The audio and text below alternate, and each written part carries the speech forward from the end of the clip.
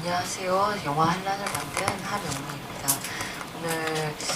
이렇게 날씨도 그진데 그 극장을 꽉 채워주신 관객 여러분들 귀한 시간 내주셔서 영화 보러 와주셔서 너무 감사드리고요. 무엇보다도 그 일본에서 영화 한란을 함께 볼 수 있어서 너무너무 はじめまして、映画を作ったハーミョンミと申します。で、今日はすごく雨が降っている中にもかかわらず貴重な時間使ってここ映画を見てくださってありがとうございます。この風に日本で波乱を公開させて皆さんと共有する場を設けたことでとても感謝しております。ありがとうございます。監督はソウル出身なんですよね。でソウルで実は、シナリオライターとしてコメディを書いてたんですよ。コメディ、そのコメディを書いてた、監督がなぜチェジュ島に行って住まわれることになったかお聞かせください。 제가 2013년에 저의 오리지널 시나리오를 쓰기 위해서 제주도로 갔고요. 거기서 한 8개월 정도 그 글을 쓰면서 지내고 싶었는데 어쩌다 보니 10년이 넘게 되었습니다. 그래서 그렇게 살게 되는 과정에서 옆집 이웃 할머니들을 만나게 되고 또 제주에서 매년 4월 3일이 돌아올 때마다 4.3에 대해서 되게 마음이 아프고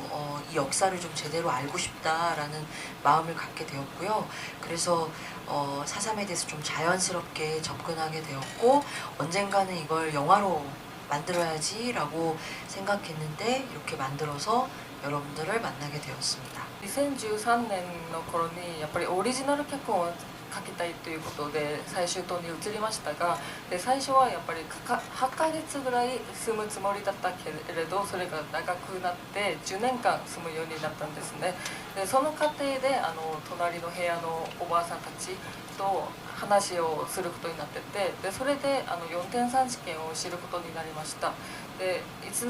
かはこの4.3事件に関して映画を作りたいという気持ちをずっと思っていましたが、この風に波乱を作って皆さんと共有することになりました。どれぐらいの時間をかけてこのシナリオが完成に至ったんですか？ 실제 시나리오를 쓴 기간은 그렇게 길지 않습니다. 그러나 2013년에 이주해서 14년쯤에 이 모녀의 이야기를 막연하게 구상을 해두었고, 그리고 실제로는 이제 살면서 제가 계속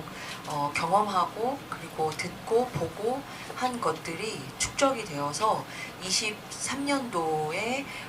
제 첫 작품을 끝내고 바로 시나리오 작업에 들어가서 여기까지 오게 되었습니다. シナリオを書く時間はそんなに長くはなかったんですけれども、2013年に最終島に移ってで2014年に漠然とこの子供と母親というキャラクターで映画を作りたいというふうに考えましたが、でも最終島に住みながらいろんな方の話を聞いたり自分で取材してということを重ねて2023年に監督のデビュー作が制作を終えて公開されましたが、それを終えたことをきっかけにこの波乱の映画を作りたいというふうになって2023年度からシナリオを書き始めました。監督もこうインディーズっていうかメジャーではないんで結構予算をまず集めるっていうことが非常に大変だったかと思うんですけども、その予算の集めることどうされたかお聞きします。 저희 영화가 역사 드라마다 보니까 이 시대극을 1948년도를 배경으로 한 시대극을 만드는 게 굉장히 돈이 좀 많이 드는 예산이 많이 드는 일이었습니다. 그런데 그래서 이걸 돈을 모으기 위해서 좀 메이저 영화사들을 돌아다녔지만 그 당시 때 이 영화를 투자하려고 한 사람을 못 찾았습니다. 그래서 이걸 독립예술 영화로 만들게 되었고 10억 미만의 작품으로 만들기 위해서 한국에서는 10억 미만의 예산으로 만들어야 합니다. 독립예술 영화는. 그래서 코픽이라고 영화진흥위원회에서 제작 지원을 받고 제주 콘텐츠진흥원에서 제작 지원을 받고 그리고 나머지 여러 모자란 제작비는 제가 직접 투자를 해서 영화를 완성했습니다. 그 이유는 이 영화를 꼭 완성해야겠다라는 마음이 있었고요. 그 당시 때 그 제주 4.3 때 돌아가신 분들의 목소리를 어쨌든 이 세상 밖으로 내보내기 위해서 어떤 방식이 됐든 얼마만큼의 돈이 모였든지 간에 거기에 맞춰서 영화를 만들려고 노력했습니다.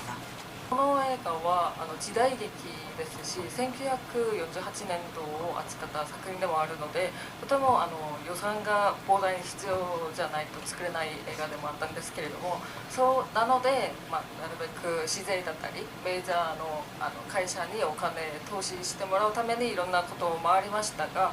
なかなか投資をもらうまでには至らなくてで1億円ぐらいのインディペンデント映画を作ることになったんですね。でその時に、韓国で言えば映画振興委員会だったりコンテンツ振興委員会に映画をもらって映画を作ったりしましたがでもどうしてもちょっと足りない部分は実費で映画を作りました。でこれはどうしても自分のお金を使ってても映画を完成しないといけないというふうに考えましたがその理由としては犠牲になられた方々の声を世の中に絶対これは皆さんに紹介したいという気持ちもあったのでこの映画は何とかしても完成しなければならないと思いました。この作品全てチェジュ島で撮影されています。でそれはチェジュ島で撮影と同時に実は1948年の頃のチェジュ島の方言を使ってこのストーリーは作られてます。そのあたりはもうなぜそこまでこだわられたんですか？ 영화에서 가장 중요하게 생각했던 건 1948년도를 그리는 데 있어서 그분들의 목소리를 지금 현재로 불러드리는데 가장 중요하게 생각했던 거는 제주어입니다. 언어는 사실 그 당시 때 사람들의 문화와 영혼을 담고 있다고 생각합니다. 그래서 그분들의 목소리를 들려주려면 그 당시 때 언어를 잘 고증을 해서 들려줘야 된다고 생각했습니다. 그래서 굉장히 거기에 노력을 많이 기여했고요. 그 옛날 고어라고 해서 옛날 언어들이 많이 들어가 있습니다. 그래서 이 영화는 한국에서도 한국어 자막 그 서브타이틀이 없으면 못 봅니다. 그래서 그 개봉했을 때도 모두 자막이 있었고요. 그리고 심지어 이제 저는 제주 분들은 괜찮으실 줄 알고 제주도에서는 자막 없이 상영하려고 했는데 제주도 어른들께서 요즘 젊은 그 제주 청년들은 모를 수도 있는 단어들이 있기 때문에 제주에서도 서브타이틀이 있어야 된다 해서 모두가 다 자막으로 볼 정도로 열심히 했습니다. 그래서 그 배우들 같은 경우에는 이제 제주어 감수자만 10명이 넘었고 그분들하고 계속 연습을 해서 좀 완벽에 가깝게 제주어를 구사했습니다. やっぱり1948年を描く上でその犠牲になられた方々だったりその時代を生きてた方々を表現する上ではとても最終島の言葉が大事だと思いました。なのでその1948年の方言をなるべく映画の中で使うようにしましたがでもやっぱりこの言葉は方言でもありますしすごく80年以上の古い言葉でもありますので韓国人でも最終島の人じゃないとこれはどんな言葉なのかわからないんですね。で実際に韓国で公開された時にも下に字幕をつけて上映をしたりもしましたしあとでも最終島に行って皆さんに見せる時にも皆さん最終島の方言知ってるだろうからもう字幕なしでもいいかって思ったら今の若者たちは全然わからないのでその時にもなるべく字幕をつけて上映をすることになりました。現場で皆さんに演技をつける時にも皆さん最終島出身じゃないので方言を勉強するのがとても苦労だったんですがでもその時に方言を専門的に研究されている方を10人ぐらい招きしてで役者1人に合わせてつけさせて方言を専門的に教える作業も行いました。当時本当メインのもう大きな映画の主人公になられてるキム・ハンギさんがよく出演されたと思います。そして子役の方の出演についてお聞かせください。 우선은 그 영화를 처음 만들었을 때, 그 초고를 썼을 때 김향기 배우한테 맡기겠다고 생각했습니다. 왜냐하면 그 당시 때 1948년도에 어린 엄마, 젊은 엄마를 떠올렸고요. 저희가 4.3 하면은 항상 생각하는 게 할머니, 할아버지의 이야기로 생각합니다. 그런데 이분들이 48년도에는 굉장히 젊고 어렸습니다. 그래서 이 분들의 그 당시 때의 모습을 지금 현재 25년의 동시대로 같이 연결을 하기 위해서 어린 젊은 엄마의 캐스팅을 하기를 원했고요. 그리고 실제 그 김향기 배우가 좀 뭐라 그래야 되지? 그 영화 경력이 되게 20년이 넘습니다. 그래서 경력도 있고 연기 그 동시대 청년 배우들 중에서 가장 연기를 잘하고 작품을 깊이 있게 보는 배우였기 때문에 그 김향기 배우에게 이거를 맡기고 싶었습니다. 근데 다행히도 향기 배우가 그 시나리오를 읽고 일주일 만에 바로 연락이 와서 하고 싶다고 연락이 와가지고 영화가 여기까지 오게 된 것 같습니다. 근데 향기 배우는 이 한란이라는 작품에서 모녀의 이 서사에 굉장히 그 슬픔에 공감을 했고요. 그리고 제주 4.3 당시 때 돌아가신 그 평범한 무고하게 돌아가신 그 분들을 떠올리면서 같이 마음 아파하면서 이걸 촬영했습니다. この映画のショックを書くときにやっぱり最初にアジアを演じる上でキム・ハンギさんしかいないなって思いました。それは1948年のその当時を描いてる映画じゃないですか。でその時今になってはおじいさんおばあさん世代かもしれないけれどもその当時では、皆さん20代若い世代だったので今この映画を見てもこの同世代としてつながってるんだということを表現する上でやっぱり20代同世代の人たちをキャスティングしなければならないと思いました。でハンギさんご存知の方もいらっしゃるかもしれないですがやっぱり演技の経歴が20年近くあるんですね。でその今20半ばぐらいの役者の中でも一番演技がうまいしあと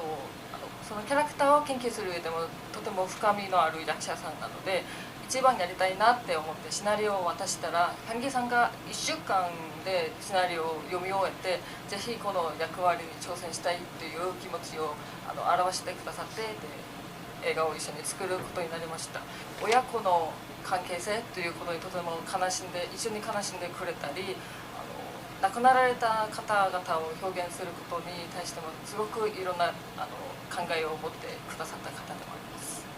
그 민채 배우 같은 경우에는 제가 6살 때 오디션을 통해서 만났습니다. 그 우리 태생이 김민채 어린이 배우가 당시에 6살이었고요. 100대 1의 경쟁률을 뚫고 발탁이 된 어린이 배우입니다. 근데 우리 민채 배우가 얼굴이 제가 이 한란에서 혜생이한테 혜생이 떠올렸던 혜생의 얼굴과 비슷한 그 무드를 가지고 있었습니다. 근데 민채 배우가 기분이 나쁘거나 뭐 슬프거나 그래서 그런 표정을 짓는 건 아니고 보통 그냥 이렇게 낯선 사람하고 있을 때 딱 짓는 표정이 그 여기에 나오는 혜생이의 표정입니다. 그래서 그 무드를 가지고 있었고 그리고 연기를 너무너무 잘했습니다. 그 오디션 때 여러분들이 보신 동굴 장면에서 막 어머니 죽지 맙소라고 우는 그 장면을 오디션 장소에서 그대로 저에게 보여줬습니다. 그래서 좀 감명을 받았고요. 또 민채 배우 자체가 좀 연기에 대한 승부욕도 있고 혜생이 역을 너무 하고 싶어해서 네, 지금은 9살입니다. ヘセンを演じたキム・ミンチェさんはオーディションで抜擢しましたが、でもその時に競争率が100対1だったんですね。で初めて会った時にやっぱりヘセンミンチェさんの顔を見た瞬間、この子はヘセンだというふうに考えてキャスティングすることになりました。でもその顔だけじゃなくてもとても演技に感銘を受けましたが、例えばオーディションの時に皆さん映画の中でご覧になられた洞窟のシーンを演技させてみましたが、その時にお母さん死なないでほしいというふうに泣き出したという場面をオーディションの中でも演じてくださって、でそれを見た瞬間、この子は本当に演技が上手だということで顔も合わせてキャスティングすることになりました。でこの子は初めて会った時には6歳だったんですが、今は9歳になったそうです。ラストシーン、このシーンは監督最初から、決めてたか、そのあたりだけお聞かせください。 네, 우선 2025년에 이렇게 흘러와서 이렇게 끝낼 거라는 것은 시나리오 때부터 구상을 해두었습니다. 그런데 사실은 제가 찍어놓은 그 2개의 씬이 더 있습니다. 그것은 모녀에 대한 장면들이지만 그걸 영화에서 쓰지 않았습니다. 그 이유는 영화를 찍고 만드는 과정 안에서 계속 돌아가신 분들을 생각하게 됐습니다. 그리고 여러분들이 그 모녀의 생존을 간절히 바라는 마음을 갖기를 바랬습니다. 그래서 그 돌아가신 분들이 모두 살아있기를, 살아 돌아오기를 간절히 바라는 마음을 갖기를 바라는 마음으로 지금의 엔딩을 만나게 되었습니다. 그러나 이 결말은 열린 결말입니다. 그래서 여러분들이 한번 총성을 떠올리신 분들은 그 2분이 그 아진과 혜생이 돌아가셨다고 죽었다고 생각하는 분도 계시겠지만 그 이후에 어떤 일이 있었고 그 모녀가 어떤 여정을 통해서 어떻게 생존했을까, 혹은 실종되었을까, 혹은 죽었을까, 이 3가지를 다 생각해 보기를 바랬습니다. 最後に2025年現在のシーンになって終わると思いますが、これはシナリオを書く段階からこの終わり方にしようと考えました。でもこの最後に至るまで追加で2つのシーンがもともとは追加されてましたが、編集する段階で映画を完成させる直前にカットをしたんですね。その理由としてはやっぱり映画を作る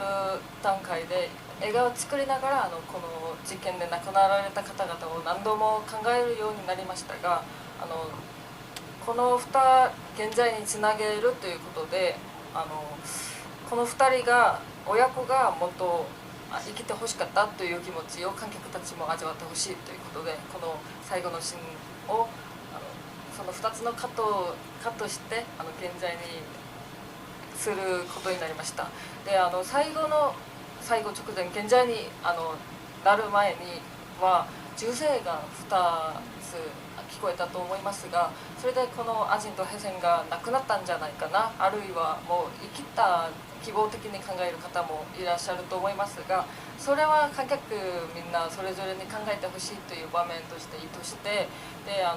もしかして死んだのかもしれないし、生きてたらその後この事件の後にはどの風に生きてたんだろうというふうに皆さん時代を背景にしながら考えてほしいという意図を込めて映画を作りました。43事件の背景は非常に複雑です。このパンフレットの中にしっかり書かれてますので、もしよければお読みいただければより深くこの映画を理解できると思います。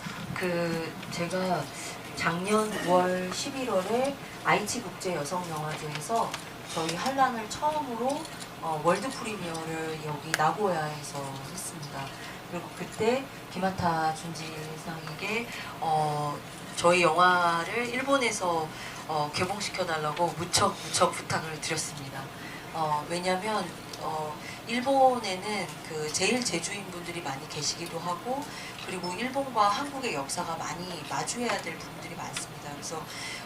저희는 이렇게 함께 연결된 역사로서 이 영화를 봐주시기를 바라고 관객분들과 같이 소통을 하고 싶었기 때문에 여기서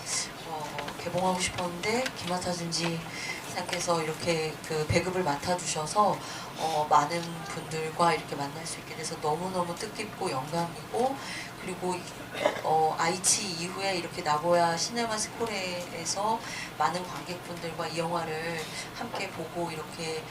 이야기를 나눌 수 있어서 너무너무 감동적입니다. 감사합니다. 9月11日、愛知国際女性映画祭でこの映画が初公開、ワールドプレミアとなりましたが、でその時に出会った木俣さんにぜひこの波乱をいつか日本でぜひ公開させたいというふうに言っていましたが、でもこの今シネマスコレで上映できることになってとても光栄に思っております。でなぜこのスコレで上映させたかったということを言いますと、やっぱり大阪とかこの名古屋の方には在日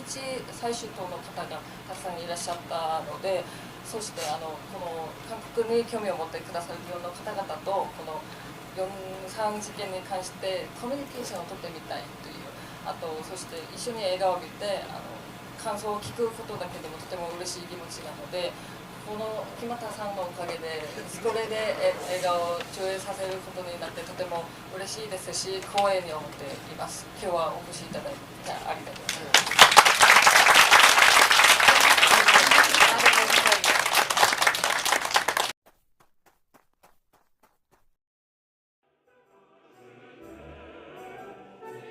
ご視聴とってもありがとうございまちそう。